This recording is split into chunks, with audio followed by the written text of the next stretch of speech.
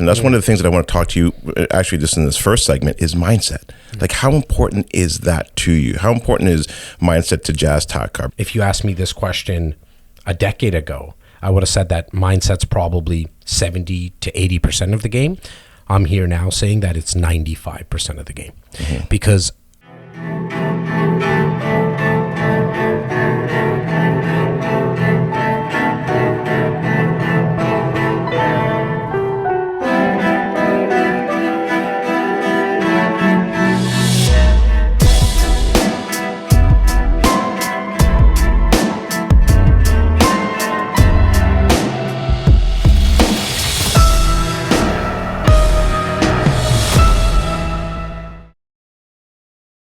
All right, Jas, we're live, brother. How you doing, man? I'm amazing, brother. Thanks for having me. Good, man. Congratulations on all this. Well, thank you. Congratulations on all the success that you've had as well, too. Thanks for coming out to Fall Impact. That was great, man. We had some really good feedback from your talk. Did they a get lot of value? Fun. 100%. I got value. That's it. That's it. Yeah. That's what I'm doing it for. One talk at a time. Yeah. It's been a childhood dream of mine.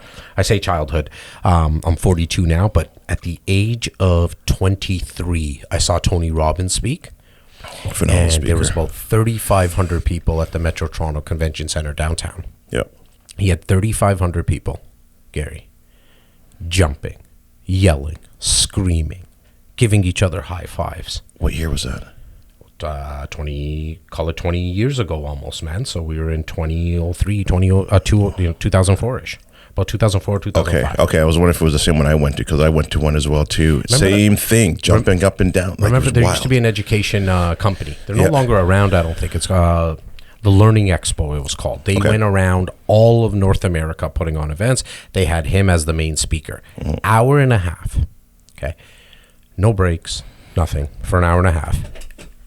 This guy had the 3,500 people in a state that I've never seen before. And then specifically me, I was like, wow, like I was able to get to a place, and using the word state, that I've never gotten to for that long. And the analogy that he used, because we're in downtown Toronto, he's like, you know, I can't remember exactly how he started it, but he got to this thing where he said, if the Leafs win the cup, how crazy would you guys go? And out of 3,500 people, call it, 70% of them, we kind of are all local people. Place goes nuts. Then it quiets down, and he's like, so you would do that for people that you don't know. They don't know you, but yet you can't get to that place for 30 seconds in the morning for your future? Yeah, it's wild. He's like, because how crazy we all went. He's like, individually, how do you feel now? Imagine starting your day like that. You can give this to yourself at any time. Yeah, Tony Robbins is incredible. Oh, he really is. I started off with Jim Rohn. Ooh, his mentor. Yeah, I didn't even know who Tony Robbins was when I found him, and then afterwards, I found out that Tony Robbins learned from Jim Rohn.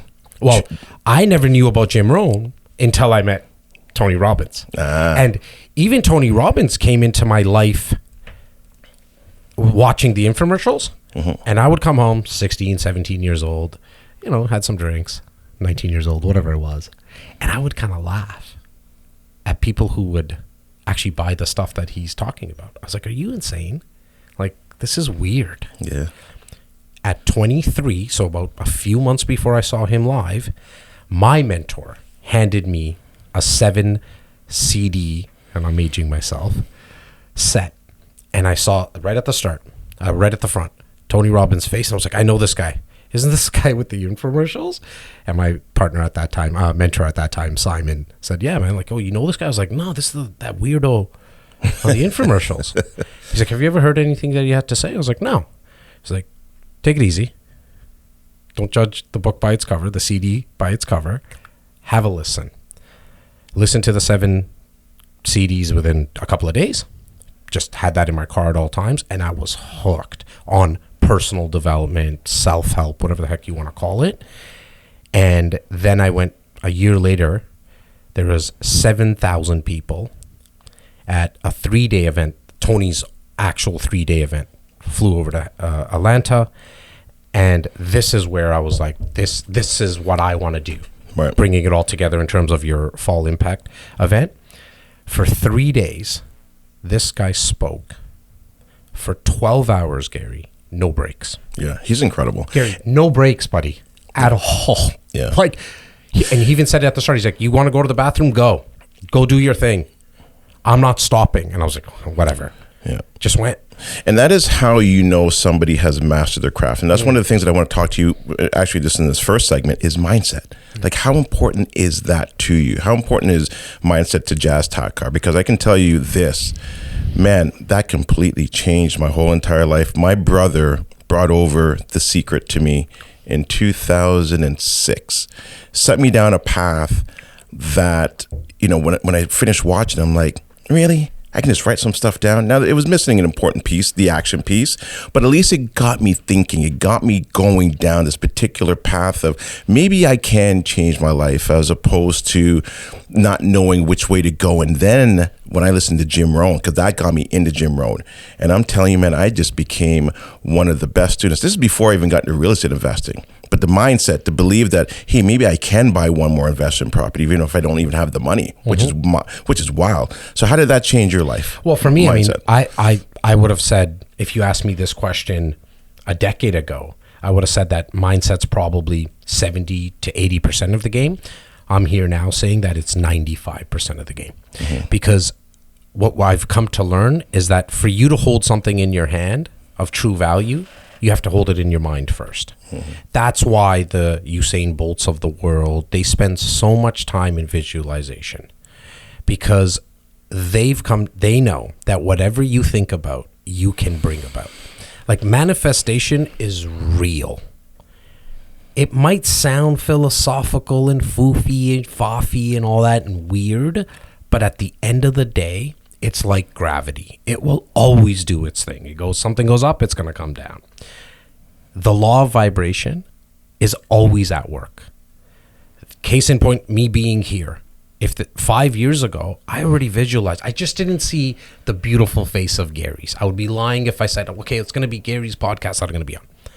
What I was visualizing then was, you know what? People are going to call me. They're going to email me. They're going to ask me to be on their shows. They're going to come and ask me to be on their stages. But I had to see it in my mind first, because if I didn't, then the results you're getting, and right now currently, is based on, most of the time, all the clutter in your mind. The reason you're getting a lack of positive results is probably because you're putting out thoughts that are cluttered. There's no clarity around it.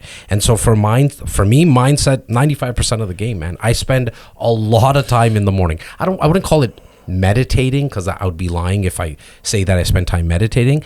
I spend a lot of time with that person inside my head that doesn't shut up most of the time. I'm just trying to direct his thoughts more now on a regular basis. So how do you get over, because this is one of the biggest issues that I had in the beginning, and sometimes still have it, right, is the fear. The fear of being on a podcast, the fear of going on stage. You know, I just got asked to go on stage in a couple of weeks for Expand. Oh, nice. There's still always that. I'm gonna be there, buddy, by the way. I'll see you there. Awesome. Yeah, I'm excited. How do you get over that fear? If somebody's listening and like, how are you guys able to stand on stage in front of so many people and talk? Well, I think in terms of, and I'm going to answer your question about fear of stage, because I think it's slightly a little different. Fear in general, and this is completely what I've learned from Tony Robbins, and this is for the person who's watching or listening right now, you're gonna, I think, get a theme from myself and Gary and other people that are successful, is that we've come to realize that success leaves clues. Right? It's just, you don't need to reinvent it. Like, you're not trying to do something new here with this podcast. Well, someone like a Joe Rogan at the highest level has done it. Take some stuff that he's done really well. Whatever you're looking into doing, unless you're maybe an Elon Musk and trying to take us to another planet, someone's already done it. So just know that whatever you're trying to accomplish, kind of just work backwards from there. And what I've learned about fear is that you cannot be fearful and grateful at the same time. Now, there's something to two things can be right at the same time, but you cannot be fearful and grateful at the same time. Try it. It's like me saying to you right now, as you're driving in the car, taking your dog for a walk, don't think of an elephant. Yeah. We're all thinking about an elephant. Might look different, whatever it may be. But so anytime I'm about to get into something new, I remind myself to be grateful. Yeah, that's a great way of looking at And it. for me, gratefulness, sometimes I have to go to the extreme. Meaning, oh, you know what? Yeah, there's the gratefulness from the like second level, third level stuff of, oh my God, I'm grateful I have Bo in my life. I'm grateful that people are asking me to be on stage. But sometimes I can't pull on those things, and I go right to, you know what? Like my car got stolen. I live in a pretty decent neighborhood. It's not a bad neighborhood. My car got stolen 6-7 times, literally 6-7 times. I got it back all the time. They just took it for joyrides within a 4-month period. My team, nobody knew about it. Every single day, every morning, I would come outside my house, Gary, and this happened in the last year. Okay. I never spoke about it because for what? Let me just get on with my day. Every single time that happened, brother, I went up to my kids' rooms and looked, and they were sleeping. I'm like, good. Because that stuff, if something happened to them, something happened to my family, that stuff is much harder to get over. In terms of the stage, and for me, I don't speak about anything that I'm not 150% confident that I'd have stories on. Meaning, if you ask me to speak about parenting, I'm going to say, no, sorry, Gary, I can't come. Because I'm just not confident to speak about it. If you ask me to speak about cooking, I suck.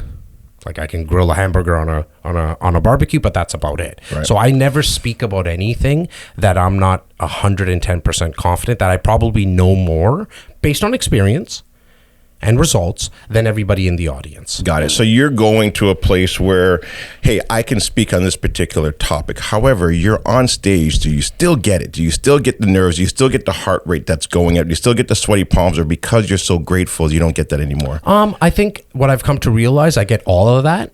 And sweaty palms is something I came out of my mom with. I just have now I've done, 800 podcasts in the last 5 years or whatever.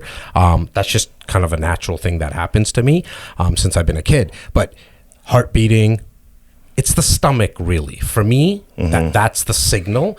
And I've come to realize, it's not 100% of nervousness necessarily.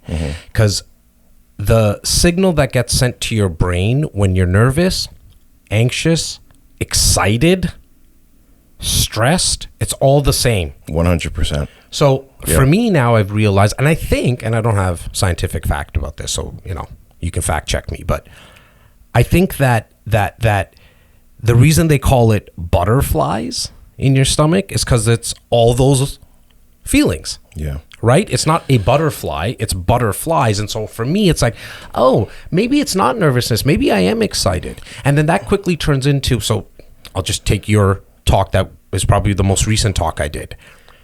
I'm going there and I'm going to pour so much into these guys. And and I'm not saying it as nicely in my own head. I'm I'm going to punch these guys in the face verbally so much that they're going to walk out of here saying that was the best talk. Right. And you're pulling information from your whole entire walk of life, and sometimes you don't even know what you're gonna say. You're showing up there, you're like, man, I'm excited to hear what I have to say. And you're right, because before I used to be so nervous, and now I'm so excited. And you actually have to say the words, because it's still the same feeling. It's still the same chemicals that are being released, but that doesn't go away. Maybe you can control it a little bit more. Yeah, that's what it is. But it's still there. Well, there's a clip right now. If you YouTube it, you'll see Beyonce. And it's not a clip from when she was, with Destiny's Child back in the days kind of thing.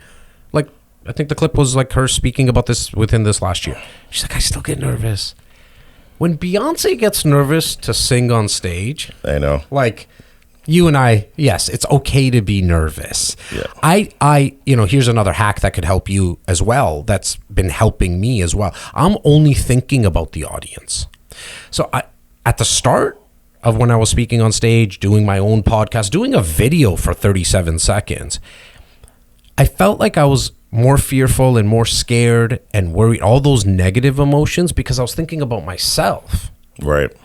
Like, oh my God, what is someone going to think about me? Now, when I'm going there, when I say I am going to punch these people in the face with so much energy, knowledge, nuggets, how am I going to do that? It's a different question than why am I so nervous? Why can't I be better at this? Because the brain will give you the answer that you're asking. Long before Google, the brain works like that. If you can consistently ask yourself the question of why you're stupid, the brain will tell you. Yep. And it will find ways why you're stupid. Now just flip that. How can I be better? How am I going to give these guys more value than they've ever received from a keynote? Then the brain starts to look for answers. And then to your point, I mean, I've never articulated it like that, so I'm going to steal it from you, which is I don't even know what I'm going to say. My crew asks me on a regular basis, like, hey man, where are you going to take this talk? I'm like, we'll find out in the first couple of minutes. Yeah. Because I don't know. It depends who the audience is. Yep. Like, you told me who they are, but I didn't know if they're 20 years in the business. Well, I'm going to take that talk somewhere else. Well, 90% of the room, if I remember your room, like I'm going to say 90% of the room are like 5 years or less in the business. Something like that. So now I know, okay, there's 3-4 fundamentals that they need to know about. But I'll reiterate it again. I if you're thinking about speaking, and this is not to you, Gary, but for somebody who's watching and listening right now, which is just stick to what you have stories on. Because it's why I've never used a PowerPoint, ever. Right. I'm lying. The first time I used a PowerPoint, and that was by far the worst talk I ever did. Because I was so stuck to it. I was married to it. And I had my hands in my pocket. Yeah. That's not who I am. Yeah, and that's a good point as well too, because whenever I do a talk and there's a presentation, I usually do have a presentation, but when there's words, it screws me up. Exactly. And so I just put pictures. I like more pictures. Perfect. Pictures. Oh, okay. I can talk about that picture, and then I can boom, boom, boom, boom, boom, boom, boom. You know it here. Right. You have all the stories in your head, right? And not to say that you shouldn't use a PowerPoint. That's not what I'm saying. I'm saying for me anyways, it really screws with me. It probably has a lot to do. I can't read and speak. There's too much going on at the same time. Yeah, for sure. Now, listen, I want to talk about next is FTGU, from the ground up. What is this all about, this academy? Because I've seen a pivot over the last about a year and a half, 2 years, but it could be longer. Yeah. But I've really kind of seen it on social media. What is that all about? It's a coaching academy for real estate professionals, which include real estate agents and mortgage brokers. Yep. It started as really a side hustle, for a lack of a better word. We kept on getting asked by real estate professionals, like, how do you guys put out so much content? What scripts are you using? And what's the system? What's the process? How do I scale a team? How do I start to build my own leadership within my organization? And so I have all this content for free on social, all of it. What I've come to realize is that people like things in packages and it being concise for them.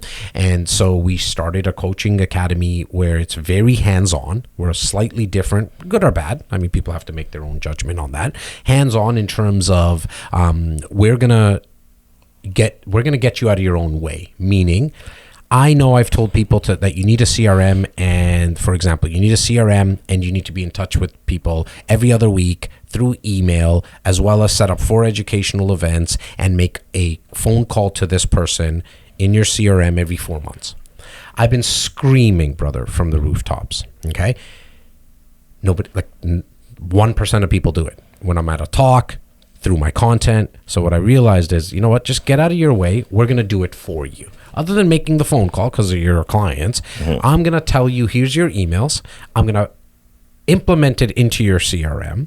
And then I'm going to set up those 4 educational events for you with the guest speakers. I'm going to give you because I've been doing educational events for 20 years. It's been like part of our lead generation nonstop. I'm going to tell you exactly which events you're doing. I'm going to give you the guest speaker. I'm going to bring in Gary, and he's going to speak to your clients, for example. And then all you got to do is make these calls every 4 months, for example. So it's very hands-on, and then we'll make the phone calls with you. Right. Because, I mean, talking about fear that people have making a phone call based on the rejection that they think that they're going to get, it becomes a little easier when you have myself or one of my coaches saying, hey, it's okay. We've done this. You're not going to faint. Let me just prove it to you. I'll make a call first to my clients. One of the coaches will make a call. And now let's press dial. Right. So you guys are really big then on scripting. Yeah. And I think a lot of people don't want to do scripting or use scripting because they're like, well, now I sound scripted. Well, and sorry to cut you off. It's not scripting in terms of say this exactly, Gary. It's here's the objective of the phone call. Here's the 3 points that you kind of want to get to. It's not if they say this. So I'm actually not big on that because like if I'm calling someone and I have all the videos to prove it, Gary, these go all over the place when I'm on the phone. So it's actually teaching them how to improvise. So we bring in improv teachers. But what you're doing, you're also trying to get them to, this is where we're trying to get to. Yes, that's important. And when you watch a movie, that fucking movie's scripted. Yes. Right? But you've got to go through it. You got to do it. And then you understand, oh, there's a flow to it. And it doesn't have to be exactly how it's written down. You're getting to the end, but you've got to understand the flow of it. Well, I call it dancing. Right. You've got to learn how to dance. Right. If we're talking specifically phone calls, but I think it's in every interaction with people because you do not know what's going to come out of Gary's mouth. Right? So just be prepared to dance. And so, one of the best feedbacks that we got from our coaching clients is because we have 2 programs. One is in-person 52 weeks. You come in every single week. Now that's obviously geographically based. People across North America can't do that. And then we have a program that's virtual. It's one-on-one with one of our coaches, depending on what they're trying to accomplish. Some guys are just like, bro, I need 6 sessions, kind of like therapy, and get me through building my team. How do I train my team or how do I shoot content? The best feedback we got from our in-person guys is we bring in an improv teacher. Right? I can help you dance on phone calls when it comes to real estate sales. No problem. But I needed to up our game as well in terms of the coaching that we brought to the table. And it was amazing to go through this. I think we had him there for 3 hours. It was a couple of weeks ago. And it's just, how do you listen with intent? Because sometimes we're listening just to speak. Right. And then you miss something very important. And he went around the table. If you can imagine, there was probably about 30 of us in this room. And he was asking everyone, what's your favorite fruit? And so he went to Gary, what's your favorite fruit? You said watermelon. Went to Bo and he said kiwi. And then he went to somebody else, they said orange. And then he went to the 5th person and said, what's your favorite animal? And then that person said orange. Just to prove that, see how much we're listening to answer? Right, because you're sitting there waiting to give out your next answer, your next, right. And we all laughed and chuckled. And we're like, your favorite animal is orange? Like, yeah. Right, but we do this on a regular basis. And he pinpointed this person and asked them, like, what were you thinking the whole time? I was like, well, I really wanted to make sure. And it's a myriad of answers, right? Like, I wanted to make sure I spoke. A. B, I wanted to say something different. I didn't want to say what Gary said or what Bo said. And then I was just anxious, like, when are you going to pick me? So you never heard the question about what's your favorite animal. And then that just goes to show that we're so worried about what other people, and he said this. He said, well, I never told you that you had to have something different than Gary. Why? Yeah. You know what the hard part is too in the beginning, especially even doing podcasts, is when you have all these questions written out and then you're talking, but now I'm looking at the next question. I'm not really listening to you. And then I end up asking the same question that you already just answered. And there's an art to it, but you've got to be present. You got to be able to sit down and listen to what that other person is saying, and then also craft the conversation to go down the way that you're looking for it to go down, or let it be a free flow. 100. Well, I was just going to say, like, real life experience right now, what I'm going through as your guest.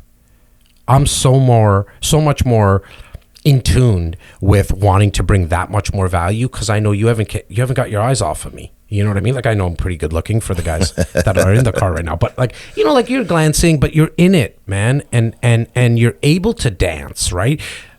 The iteration of our coaching academy came also from us helping agents and mortgage brokers doing podcasts and content, like just short videos and stuff. But when it came to podcasts, not 99% of it, 100% of people, and this was 3 years ago, so podcasting wasn't as popular as it is today. Everyone said, so can I just get my questions? Like, what questions should I ask them? And, you know, we're a service-based company, so we wanted to obviously help, but I would always coach people, look, just let's not have questions. This is where I got them to, which let's just have some points. What do you want to get out of the guest? And just kind of have those points. And then if you get stuck somewhere, you know you have a safety blanket. But the real juice, and if you look at the podfather, Joe Rogan, he's the podfather. He's the top dog in this industry. No one, like him or hate him, I'm just talking about black and white, you know, data. Most listened to, most watched, you know, gets paid for it now. He never really has any questions written down. The only time I've ever seen him glance at a phone, it just happened. Out of, I think he's at 2,000 podcasts. One time, Gary, is when he had Trump. He just had Trump on his podcast a couple of months ago, or whatever it was, before the election. It's the only time I've seen him have a phone, because I think he realized with the guest, if you got to rein Trump in. Right? He goes all over the place, right? But other than that, what he does is he just asks amazing follow-up questions. Because he's a good listener, and you can see it. And that's what, listen, I listen to him a lot. Do you? Okay, are you a fan? Okay. Yeah, I'm a fan. Well, not only am I a fan, but I'm also a fan of his technique. And I want to learn from you. If he's the best, you got to learn from the best. And he does such a phenomenal job. And that was a great podcast as well, too. You know, to be able to free flow like that with a former president. That's incredible. Well, and like, if you remember that one, Trump went off some tangent, like he always does. And then Rogan, he's like, no, hang on. You got to come back to my question. You didn't answer the question, right? And he generally doesn't do that, Rogan. He just lets like, they're speaking about aliens at one point, and then they're talking about, you know, how to work out. It's all over the place, right? And look, I mean, you also need to, you know, for the people who want to start something like this, play in your own strengths. Like you, as Gary, I just know, like, one of your strengths is just have a conversation. Like, the thing is called Real Talk with Gary. Like, that's we're just having a real conversation. Now, some others, you do need it a little bit more structured. I think the most important thing is don't try to be Gary. Right. You got to just be yourself. Be the best version of yourself. Now, I do want to wrap it up, this first half of this podcast, with this particular question, is events. Why do you think events are so good? I love them. You know, I hated door knocking because I felt like I was bothering people. But now when you have people come to you, man, that's a warm lead. Is that why you do it, or is there something else that you find that you get out of it? That's why it's important, and teaching other people to do it. Yeah, there's a couple of reasons for me why I've continuously done it. And when I say 20 years, I mean 20 years. We've never stopped that lead generation strategy of events. A couple of reasons why. One, I'm a little lazy.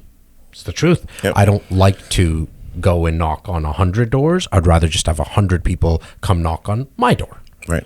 And a strength of mine is hosting. I like it. I like hosting parties. I like having people over at my house. I like worrying about and thinking about, hey, what are we going to feed them? Okay, last time we had my family over, we fed them Greek food. This time, let's get them some Indian food. Oh, we've done Indian too many times. You know what I mean? Let's get them something different. Like, I like all that. I like to know if I have 50 people coming to my home. Okay, Gary likes scotch. Okay, I got to make sure I have this. Like that. That's fun stuff for me. All I did is take it to the business world. We don't serve, like, you know, we don't go crazy with catering, but I took that, what I naturally like to do, I took that into the business world, saying, hey, if I just bring people here, I like to add the component of educating, because I think and not all of our events are educational, we do some fun ones. I just think that if you can have people congregate in a place, I think that's why, you know, I'm not trying to get all, you know, religious and stuff like that, but at the end of the day, the reason temples, churches, synagogues, mosques, the reason they work really, really well is because there's some type of congregation happening on a Friday. Yeah, at the mosque. There's something happening on Sunday morning, right? So you have all these people come to one place, the community gets built over time, and then and here's like the reason I think it works really well in real estate is because then FOMO starts to happen. Right? People are talking at these events when in the networking component, like, yeah, I just bought 3 properties. I invested. Oh my God, you did 3 properties. How did you do that? And then that leads into business. Yeah. You know what? I never heard you say that before, but you know what? It's important because I used to do parties all the time. And you know what's amazing about that too is me and my wife, we would have friends come over, and we knew that if we invited 60, 70 people, only about 50, 40 would show up. And that's translate into the same world. So you know that. But 100%. Yeah, and look, you're also throwing the party here right now, right? Like, this is a version of throwing a party, the podcast, right? Like it's a virtual party. It's a virtual party, man. Like I was going to say, yeah, it's a digital party that you're throwing. So you're actually already doing it, man. Yeah, it's awesome. Jas, listen, thank you so much for your time. If people want to get a hold of you, how can they do that? I'm not that hard to find. Just Google Jas Takhar. You'll figure me out and find me. All right, awesome, Jas. All right, we'll continue this conversation again. Thank you, brother. I appreciate you. Thank you.